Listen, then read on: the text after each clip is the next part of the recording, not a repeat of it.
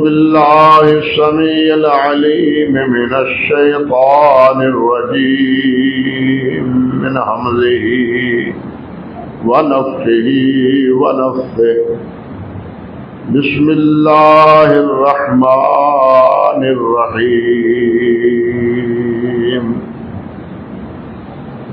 والسابقون الأولون من المهاجرين والأنصار والذين اتبعوهم بإحسان رضي الله عنهم ورضوا عنه وعد لهم جنات تجري تحتها الأنهار خالدين فيها أبدا ذلك الفوز العظيم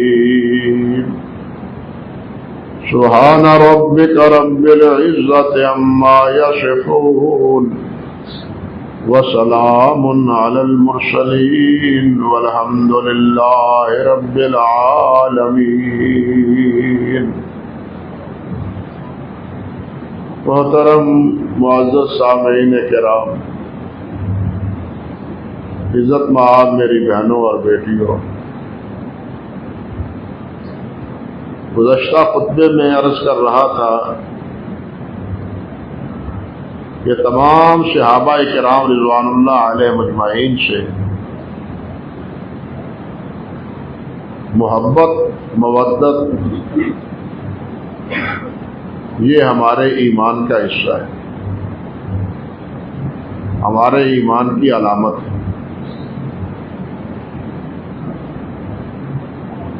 وہ صحابی بڑے ہوں یا چھوٹے ہوں، ان کا تعلق اہل بیت سے ہو یا عشرہ مبشرہ اور اصحاب بدر سے،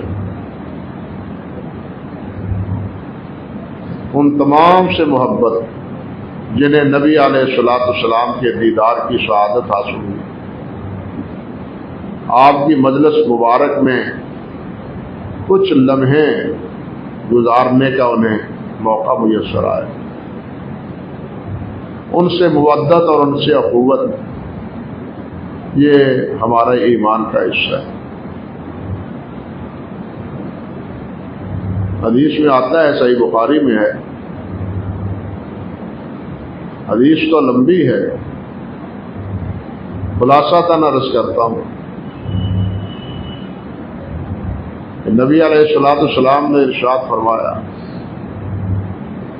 کہ اللہ کے فرشتے جہاں اللہ کی آیات پڑھی جا رہی ہوں، اللہ کا ذکر ہو رہا ہو، وہ ان مجلسوں کو ڈھونڈتے ہیں اور تلاش کرتے ہیں۔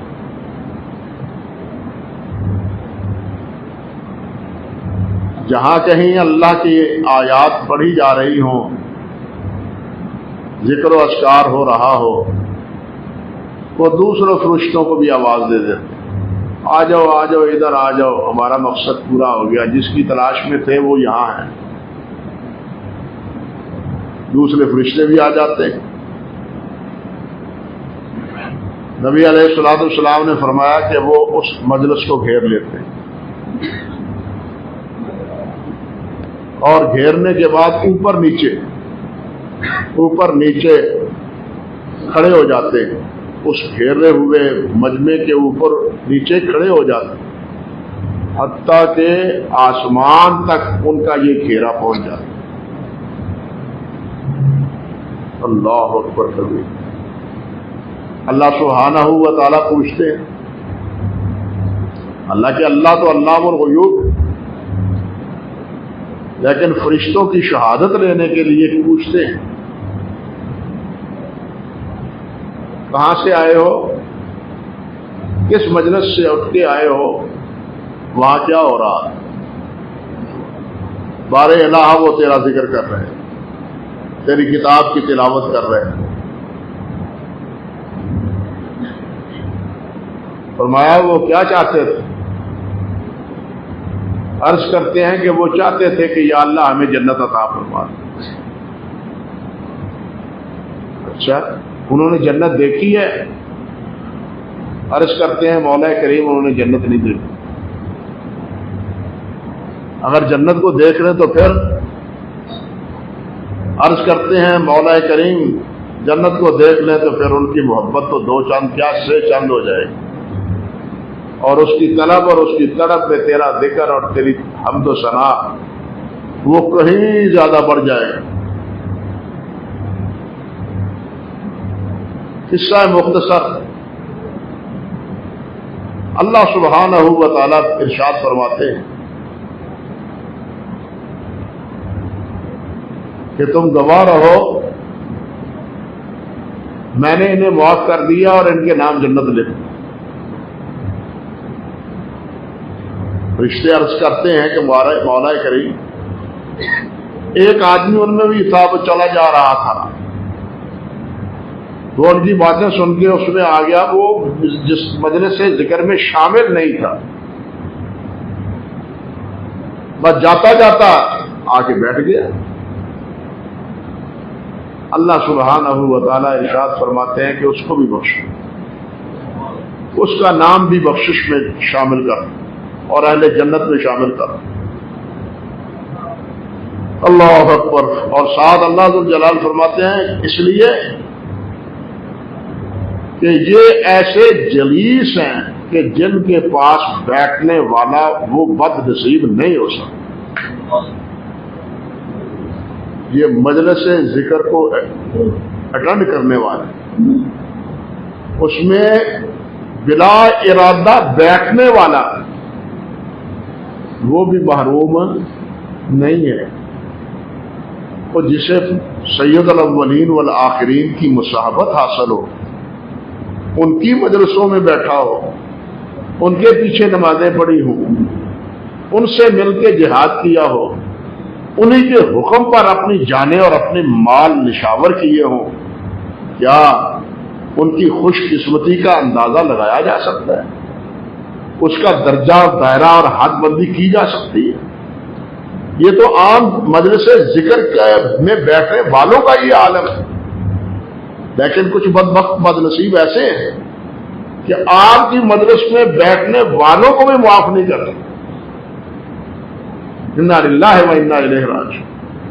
تو میں عرض کر رہا تھا کہ ان جانثاروں سے مودت اور محبت یہ ہمارے ایمان کا حصہ ہے.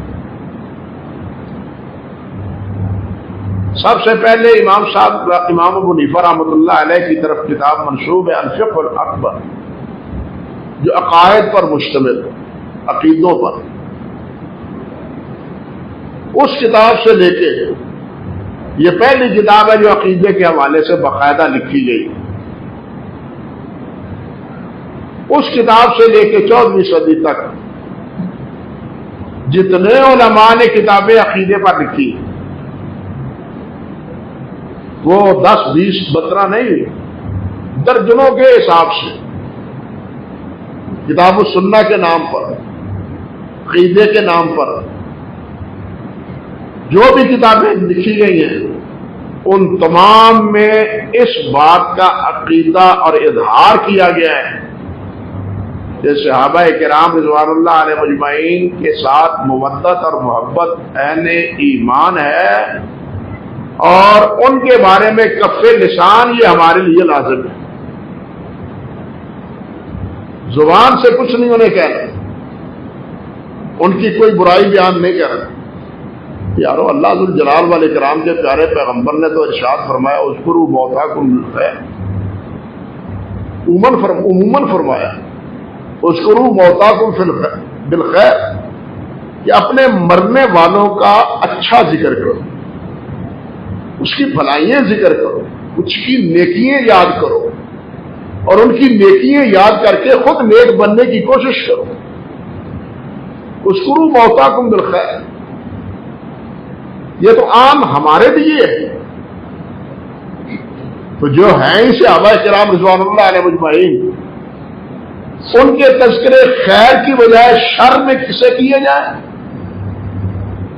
سب و شتم کا نشانہ بنایا جائے, لعن و طعن کی جائے, معاذ اللہ ثم استغفر اللہ. بتلائیے کیا میل ہے اور کیا جوڑ ہے نبی علیہ الصلوۃ والسلام کے اس فرمان میں؟ آپ کچھ کہتے ہیں کہ ان کا ذکر خیر سے کرو، اچھائیاں ذکر کرو، بھلائیاں ذکر کرو۔ اگر ہم بھلائیوں اور اچھائیوں کی بجائے ان کی خطائیں شروع کر دیں ذکر کرنا، غلطیاں ذکر کرنا شروع کر دیں، معصوم تو وہ ہے نہیں، معصوم تو وہ ہے نہیں۔ کہیں جناب یہ تاریخ کا حصہ ہے، تاریخ میں لکھا ہوا ہے، قرآن مجید میں لکھا ہوا ہے۔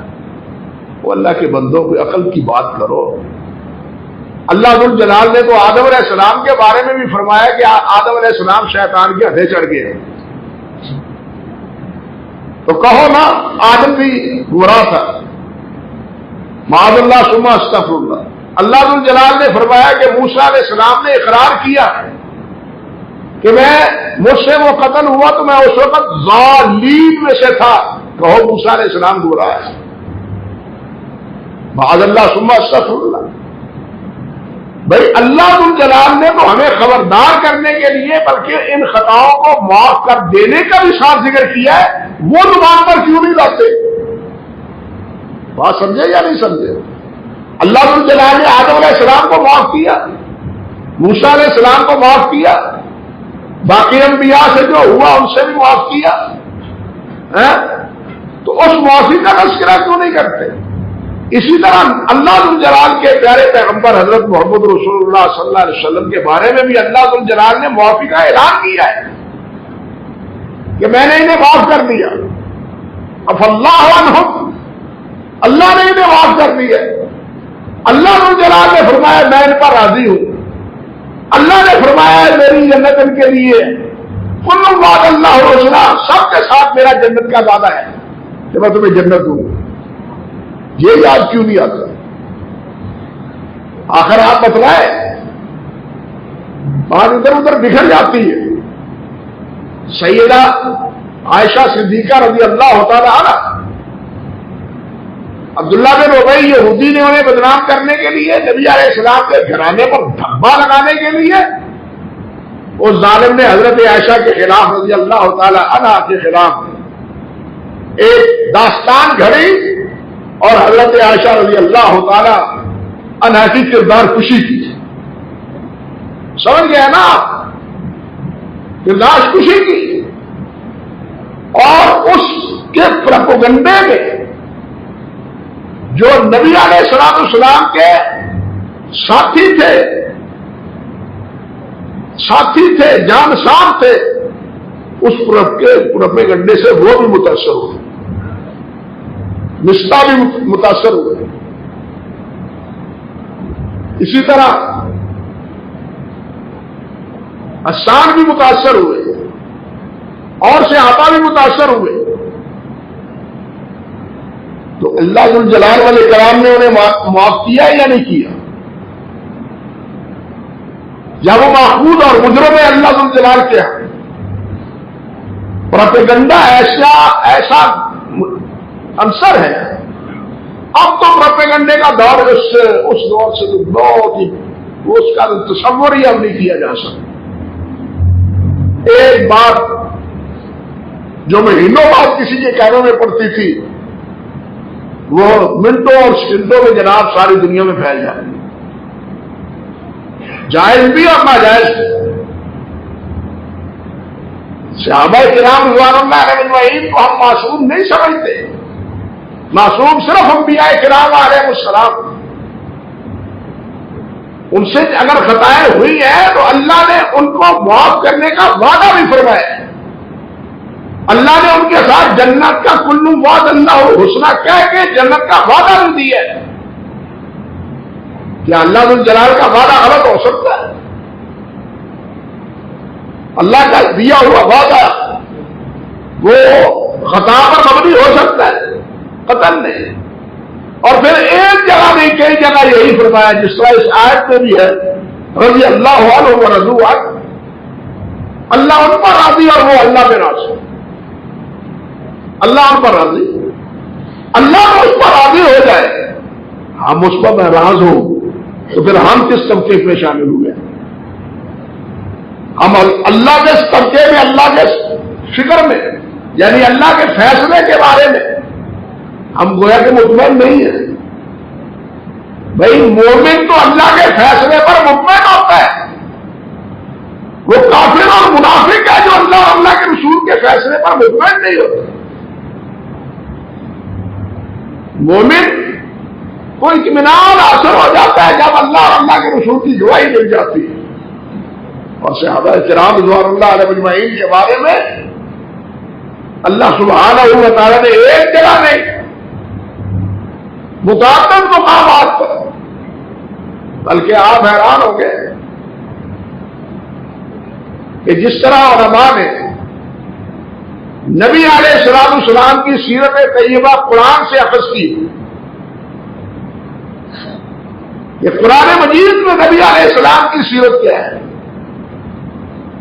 تاریخ کو چھوڑو، قرآن نے آپ کی سیرت کو کیا حکایت کی ہے، آپ کی سیرت کو، آپ کی صورت کو، آپ کے اخلاق کو، آپ کے کردار کو قرآن نے کیا حکایت کی ہے۔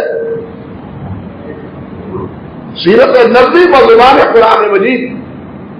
اسی طرح بعض علماء کرام نے صحابہ کرام قرآن کی روشنی میں صحابہ کے کردار کو بھی، ان کے بھی عمل کو، ان کی نیکیوں کو، ان کی بھلائیوں کو قرآن مجید سے ثابت کی ہے، نبی علیہ السلام سے۔ آپ کی سیرت بھی قرآن مجید میں، آپ کے صحابہ کی سیرت اور صورت وہ بھی قرآن مجید، کسی اور شہادت کی ضرورت ہی نہیں۔ تاریخ میں کیا ہے؟ تاریخ تو وہی ہے جو آج بھی بن رہی ہے، اخبارات میں اور میڈیا میں آج جو کچھ آتا ہے وہ سب تاریخ ہے، وہ سچی بھی ہے اور 90% جھوٹ پر مبنی بھی ہوتی ہے۔ یہی کیفیت ادھر ہے۔ مجھے آپ بتلائیں اللہ والوں، حضرت سیدنا حسین رضی اللہ تعالیٰ عنہ شہید ہوئے، اکیلے شہید نہیں ہوئے، ان کے ساتھ رفقا بھی شہید ہوئے رضی اللہ تعالیٰ عنہ ورضوان، سب شہید ہوئے، لیکن ان کی شہادت کا قصہ سب سے پہلے لکھنے والا ابو لوط مطلق تھا، مقتل حسین لکھنے والا، اور وہ اس واقعے کے 150 سال بعد ہوا ہے۔ اب جو واقعے سے 150 سال بعد لکھے گا وہ کیا لکھے گا؟ پھر وہ صادق نہیں، سچا نہیں ہے۔ تمام محدثین نے کہا کہ یہ جھوٹا ہے، کذاب، جھوٹے جس سے کہانیاں بیان کرتا ہے۔ یہ تو کیفیت سب سے پہلے لکھنے والے اس کی کیفیت یہ ہے، اور اسی سے آگے پھر دوسری کتابوں میں مذکور ہے۔ یہ ساری داستانیں ظلم و ستم کی، بالخصوص شعراء نے ایسا گورکھ دھندا بنا دیا ہے مرثیوں نے۔ شعراء سے مراد مرثیے کے جو شعراء ہیں، کہانی ایسی بنائی ہے کہ جس سے کوئی بھی صحابی محفوظ نہیں۔ لیکن ہمارے دلوں میں اللہ سبحانہ و تعالیٰ اس محبت کو، اس مودت کو، اس اخوت کو، اس پیار کو اور اس عقیدت کو اللہ ذوالجلال ہمارے دلوں میں محفوظ فرمائے۔ اسی کے ہم داعی ہیں اور اسی کا ہم اظہار کرتے ہیں۔ امام بخاری رحمۃ اللہ علیہ الجامع الصحیح میں کتاب الایمان میں یہ باقاعدہ باب باندھے کہ صحابہ سے محبت ایمان ہے، حب الانصار من الایمان، ایمان کی علامت ہے کہ انصار صحابہ سے محبت کی جائے۔ ایمان کی محبت یہ ہے کہ حضرت علی سے محبت کی جائے، ایمان کی علامت ہے کہ ابو ہریرہ سے محبت کی جائے۔ یہ ساری حدیث امام بخاری لائے کتاب الایمان،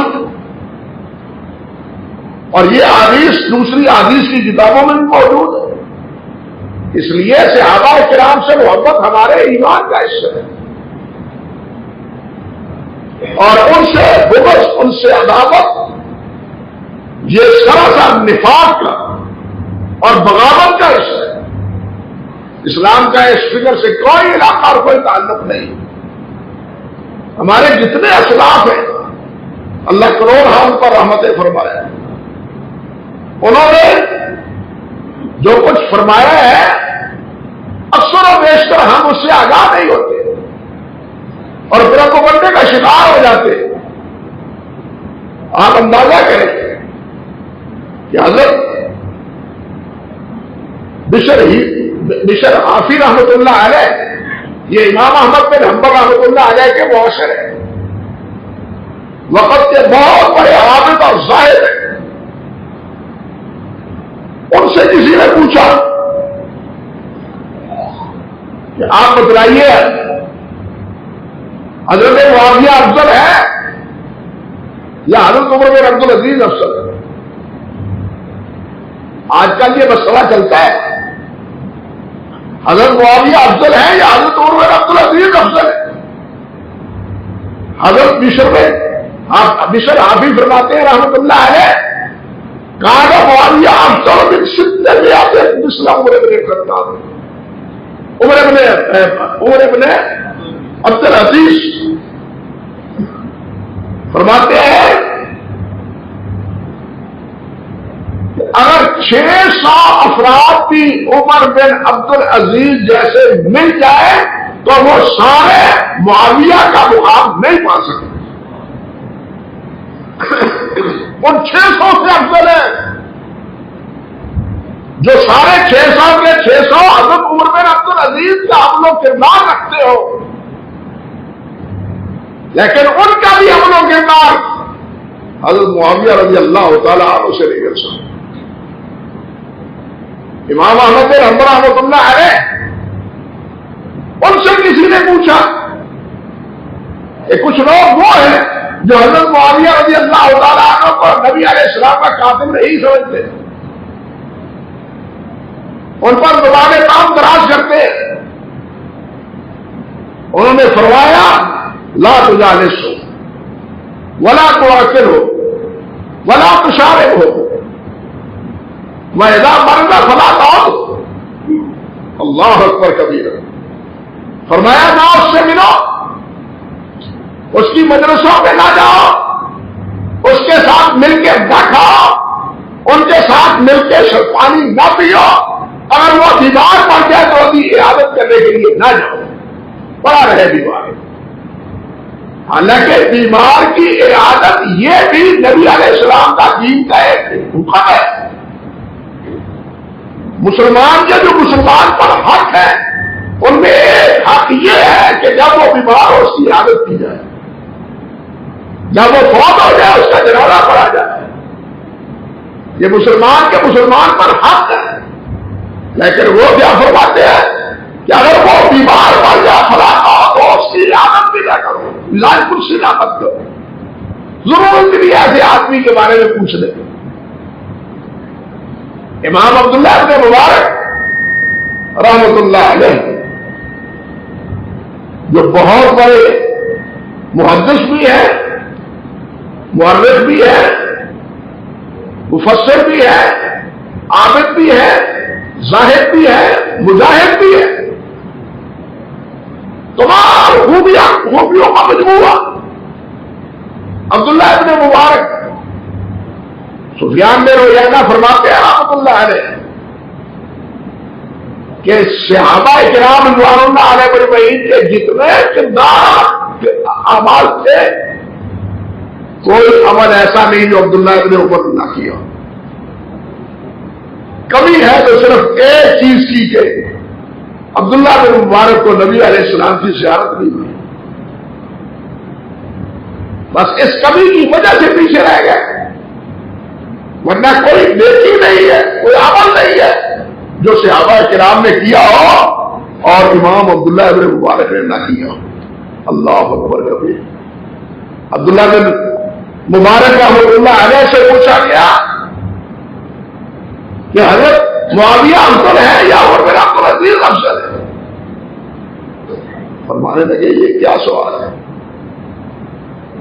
عمر بن عبد العزیز اس غبار کو نہیں پہنچ سکتے جس گھوڑے پر حضرت معاویہ بیٹھتے تھے اور بیٹھ کے نبی علیہ السلام کے ہمراہ جہاد کرتے تھے. حضرت معاویہ غزوہ حنین میں شریک تھے اور اسی طرح وہ جو عیسائیوں کے ساتھ روم کے سرحد پر ہوا تھا غزوہ، اس میں بھی حضرت معاویہ شامل تھے اور اس کے شاملین پر اللہ سبحانہ و تعالی نے بخشش اور مغفرت کا اظہار فرمایا ہے.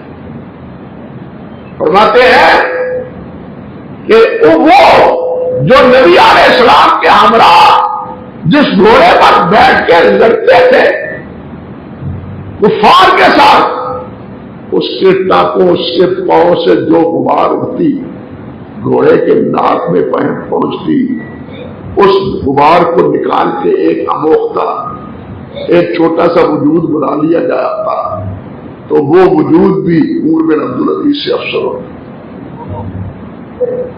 وہ وجود بھی عمر بن عبدالعزیز سے افسر ہوتا. یہ ہے ہمارے اسلاف کا صحابہ اکرام رضوان اللہ علیہ اجمعین کے بارے میں تاثر. بر صغیر میں حضرت شیخ احمد سرہندی رحمۃ اللہ علیہ جو مجدد الف ثانی کے لقب سے معروف، شیخ احمد سرہندی رحمۃ اللہ علیہ، ان کے مکتوبات ہیں 2 جلدوں میں، ضخیم جلدیں. اس مکتوبات میں انہوں نے ایک بات کہی ہے. فرماتے ہیں کہ صحابی جو کچھ لمحے کے لیے نبی علیہ السلام کی مجلس میں بیٹھا ہے،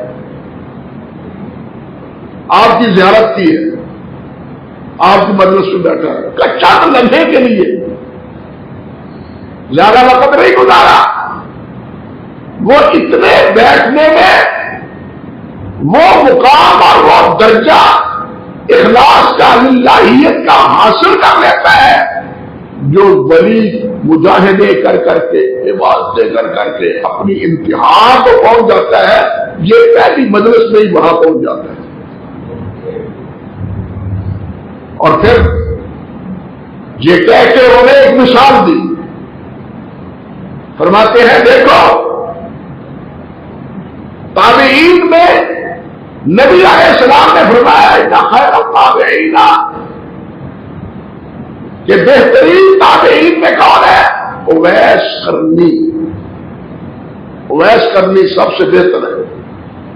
علماء کے ہاں یہ تقسیم ہے کہ علم و فضل کے اعتبار سے حضرت سعید بن مسیب رحمۃ اللہ علیہ جو مدینہ طیبہ کے امام تھے اور وہاں رہائش پذیر تھے، علم و فضل کے اعتبار سے وہ سب سے افضل ہے صحابہ اکرام کے بعد.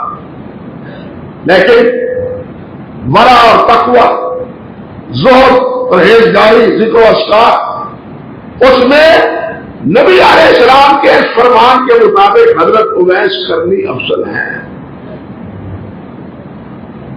صحیح مسلم کی روایت ہے، نبی علیہ السلام نے فرمایا میری امت کا ایک فرد ہے جو والدہ کی خدمت گزاری کے لیے مصروف ہے، وہ میرے پاس آنا چاہتا ہے لیکن والدہ کی خدمت اسے میرے پاس آنے سے مانے. والدین کی خدمت کا بھی اندازہ لگا لیجیے، اگر سو آپ دیکھ لیجیے. اور آپ نے فرمایا کہ وہ خیر التابعین، تابعین میں بہترین فرد ہے، حتیٰ کہ اگر تمہیں وہ مل جائے تو اس سے امت کی بخشش کے لیے اس سے دعا کرانا. یہ کسے کہہ رہے ہیں؟ صحابہ کرام سے کہہ رہے ہیں. حج کے موقع پر حضرت عمر فاروق رضی اللہ تعالی عنہ قرن سے آنے والے افراد کو بھیجتے خیموں میں، دیکھو قرن سے آیا ہے، وہ قرن سے آیا ہے، کوئی آیا ہے تو بتلاؤ. بتلایا گیا کہ جی آئے ہیں ساتھی. پوچھا اویس کرنی بھی آئے ہیں؟ بتلایا گیا ہاں جی اویس کرنی بھی آئے ہیں. حضرت عمر فاروق رضی اللہ عنہ اللہ اکبر کبیرہ اپنی تمام تر عظمتوں کے باوجود اویس کرنی کے پاس جاتے ہیں, ان کو اپنے پاس بلاتے نہیں. اپنی تمام تر عظمتوں کے باوجود اویس کرنی رحمت اللہ علیہ سے ملتے ہیں, نبی علیہ السلام کا یہ پیغام سناتے ہیں اور ان سے عرض گزار ہوتے ہیں کہ جناب امت کی بہتری اور بھلائی کے لیے دعائیں کیجیے. یہ ہے اویس کرنی, یہ ہے اویس کرنی رحمت اللہ علیہ. کہتے ہیں یہ اویس کرنی. دوسری جانب کون ہے؟ واشی بن حرب.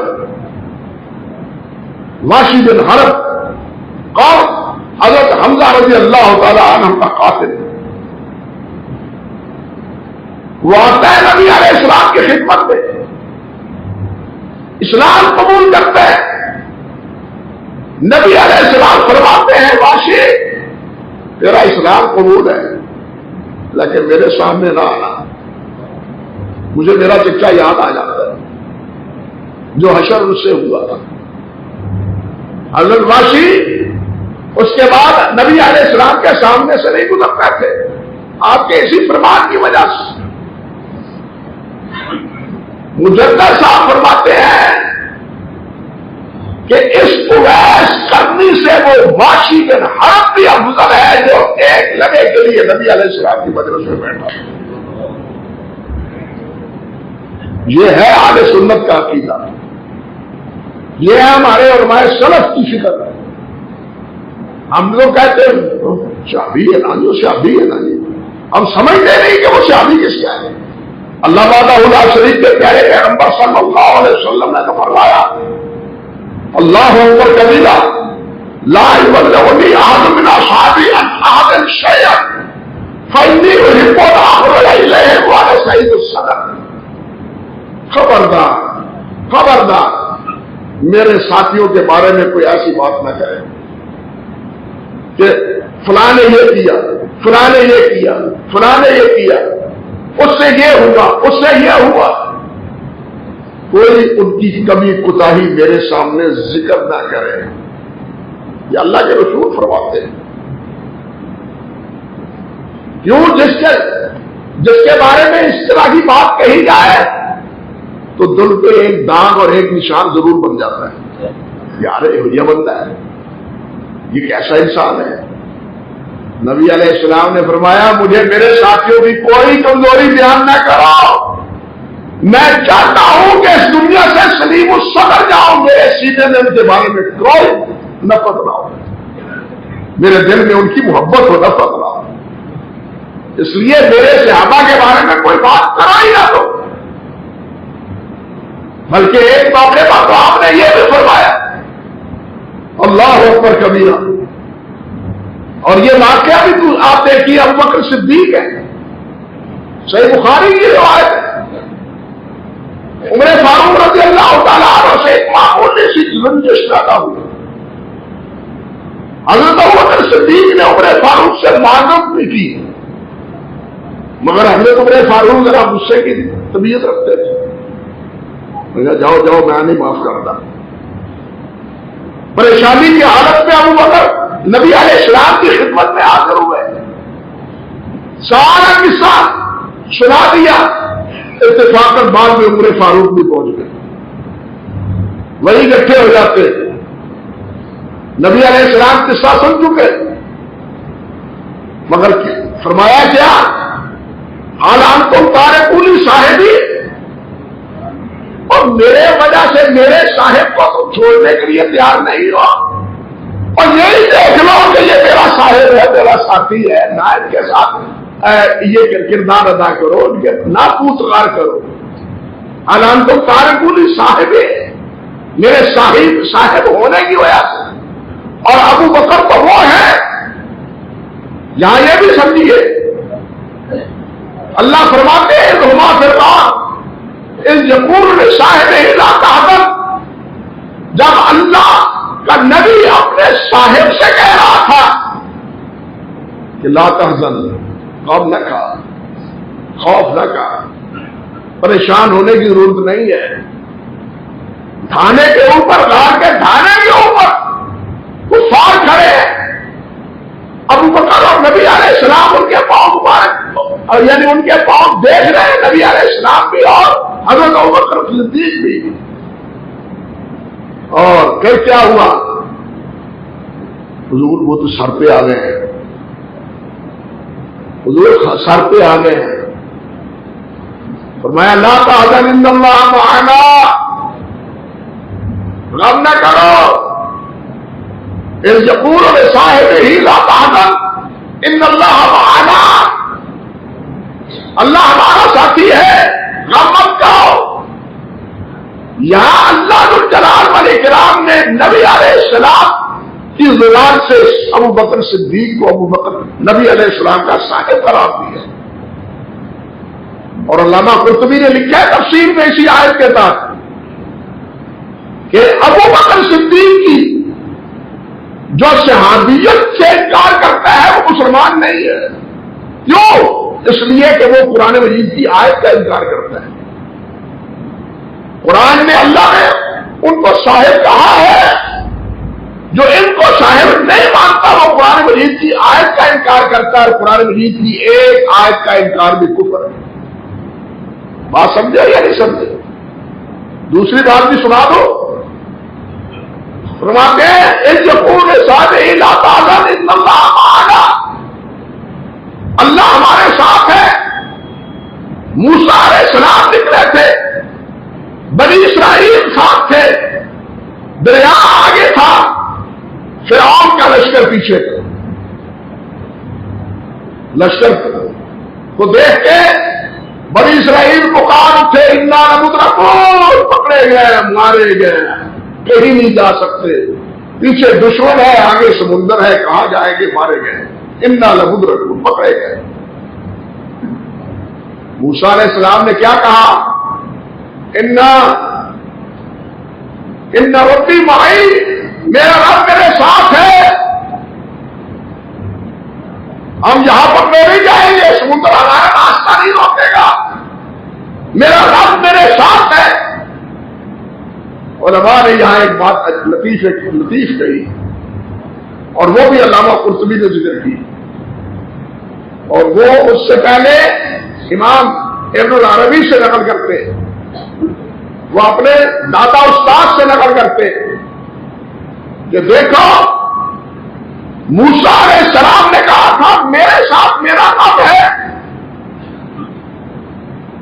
یہ نہیں کہا تھا ہمارے ساتھ ہمارا رب ہے۔ نتیجہ کیا ہوا؟ سمندر سے نکلنے کے بعد، دریا سے نکلنے کے بعد بنی اسرائیل نے پہلے تو یہ غلطی کی کہ جناب اجعل لنا الہا کما لہم آلہہ، ہمیں بھی ایک معبود بنا دو، ہم اس کی پرستش کریں، اور ادھر پھر موسیٰ علیہ السلام کتاب لینے کے لیے جاتے ہیں اور یہ سارے کے سارے مرتد ہو جاتے ہیں۔ اللہ اکبر کبیرہ۔ اللہ ذو الجلال فرماتے ہیں موسیٰ کتاب لینے آئے ہو، امت کی اپنے امت کا حشر کیا ہے؟ کیا ہے؟ وہ سب مرتد ہو گئے۔ اللہ اکبر کبیرہ۔ یہ ہے ان معی ربی، میرے ساتھ میرا رب ہے، ہمارے ساتھ ہمارا رب نہیں۔ لیکن وہاں کیا ہے؟ ان اللہ معنا، اللہ ہمارے ساتھ ہے۔ فرماتے ہیں یہی وجہ تھی کہ ابو بکر صدیق رضی اللہ تعالی عنہ نے مرتدین کے خلاف جہاد کیا، تلوار اٹھائی اور مرتدین کو دوبارہ ہلکا بگوش اسلام کیا۔ یہ فرق ہے ان اللہ معنا و ان اللہ معی۔ کچھ سمجھے؟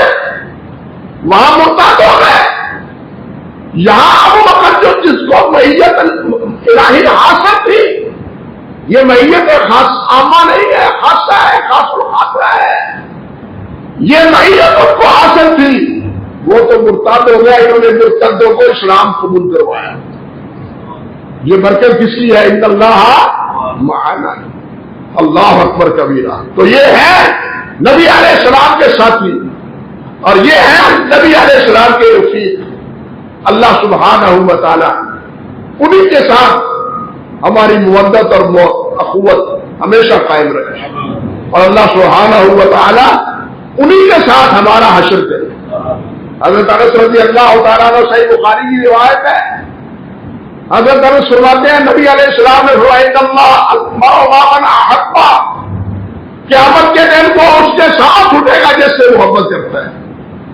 حضرت انس فرماتے ہیں اس حدیث سے تو میرا دل بار بار ہو گیا، عمل تو ہے نہیں. یہ انس فرماتے ہیں، حضرت انس فرماتے ہیں جو 9-10 سال کے تھے اور آپ کی دامن میں لا کے اماں نے ڈال دیا تھا حضور کی خدمت گزاری کے لیے. اللہ اکبر کبیرہ. اب وہ کہتے ہیں دامن میں تو کچھ ہے نہیں، ہمارے دامن میں تو سب کچھ ہی ہے نا. وہ کہتے ہیں ہمارے دامن میں تو ہے ہی نہیں. اگر دامن میں ہے تو حب رسول اللہ و حب ابی بکر و حب عمر وارجو اللہ یاشرنی ماں ہوگا ماں ہو.